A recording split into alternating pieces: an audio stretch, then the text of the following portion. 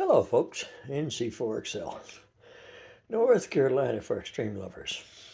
Oh, I'm not. But, somebody told me you were thinking about being an activator. Somebody said you've been hunting quite a bit and now you want to try to get out and see what it's like out there. Well, welcome aboard. This video is to help you understand a little bit about activators, the types, etc. So, let's try to figure out what type of activator you want to be. A hit and get. What does that mean? That means you go in with a hamstick more than likely, but you can have other antennas, Wolf Rivers and stuff like that. You go in and get just the amount of contacts you need to make it a full-blown activation, and then you get. You'll find a lot of times that folks that operate that way are working on roves. They have personal goals to work X number of parks in a state or X number of states. So they go in, they get what it takes to make it a full activation, and they're gone.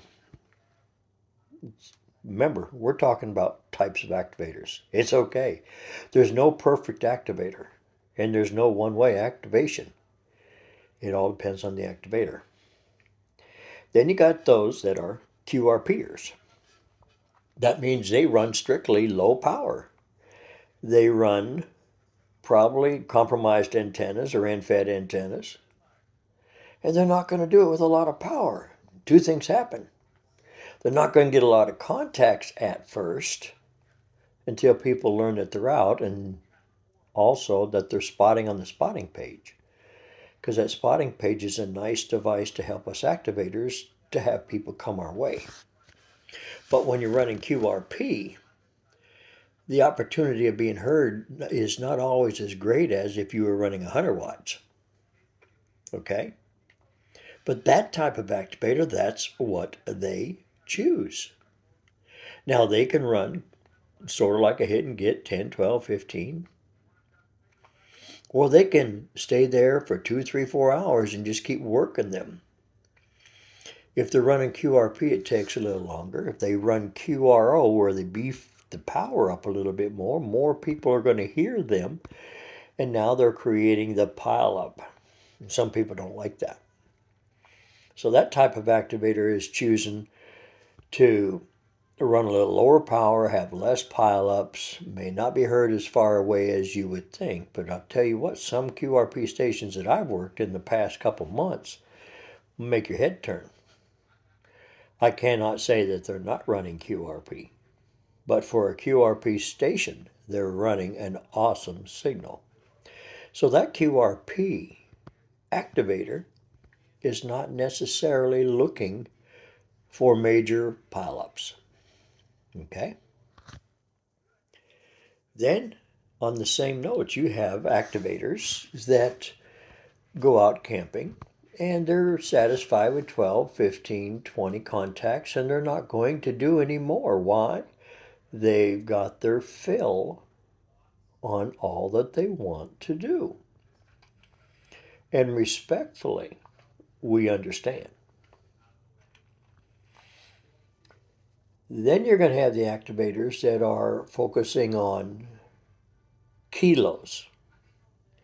You'll find them at that same park all the time, and you wonder why. Well, because they're shooting for kilos. A number of activations, 20 activations, is a repeat offender. And you as a hunter can get a repeat offender award too for hunting them there 20 times, or hunting somebody there 20 times, or 40, or 60, or 80, or 100 even, and get some eagles. Now we're talking different achievements.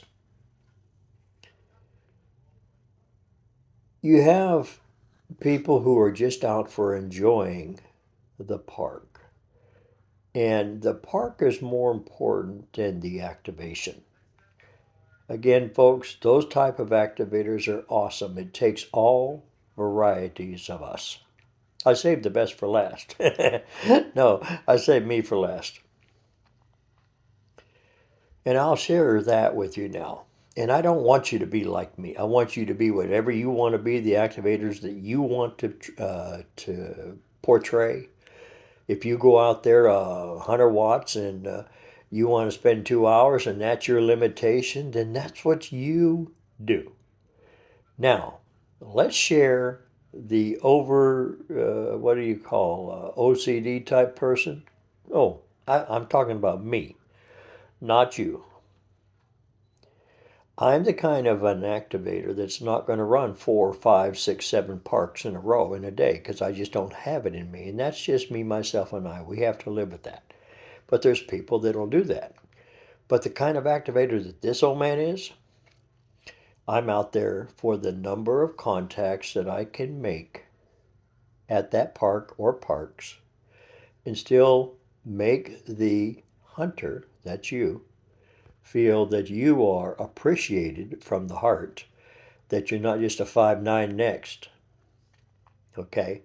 Some people, all they're running is just get to numbers and they forget the personality and the people that are involved. That's another style of activator. All of us are different. Me, I'll share something for you listening to me.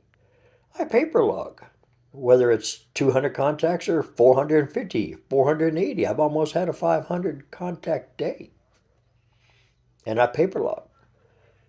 And Mike and I, when we run together, we run 400 plus days and paper logged both and handed the mic back and forth. So it can be done. That type of activator we are is we worked together for 20 some years, running field day contests and county hunting and so forth. So we've learned body languages. We know each other's style. That's important. We know how to hand the mic over. But our desires are for the volume of contacts at the activation. For those of you that have been following me, I generally run 3, 4, even 5 hours now. And then I go home and take my happy nap and do the log the next day. And I do it on a logging device, my computer with N3FJP, because I want everything right. I use the assets I have, Slack to verify park to parks to make sure that I did not fat finger the call. I do double check them because I don't want to miss anybody. But I don't want you to be like me. I want you to be like you.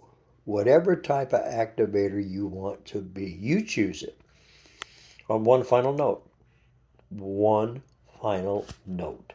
Remember this, as an activator, it's your activation. You want to talk with people, you talk. You want to answer questions, you answer questions. But don't get ugly with your hunters. It's not going to do a bit of good. Matter of fact, you'll chase a lot of them away. They won't go back because the last time you treated them like a number instead of a person or a human being. And sometimes when we get in a rut or a habit where we're pushing, we'll do that. So just take a deep breath, slow your activation down with a little chit chat. Then you can go back in and start again.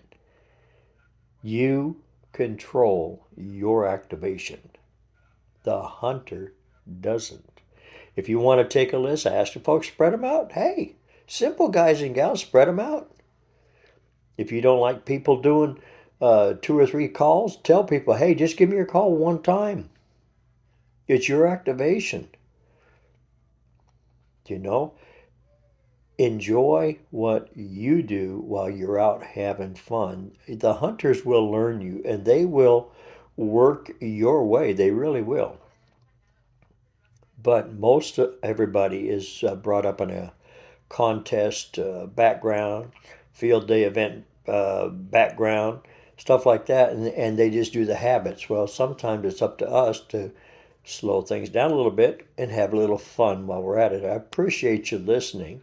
So you want to be an activator, huh? I want you aboard. I want you to have fun. I want you to do 12 or 15.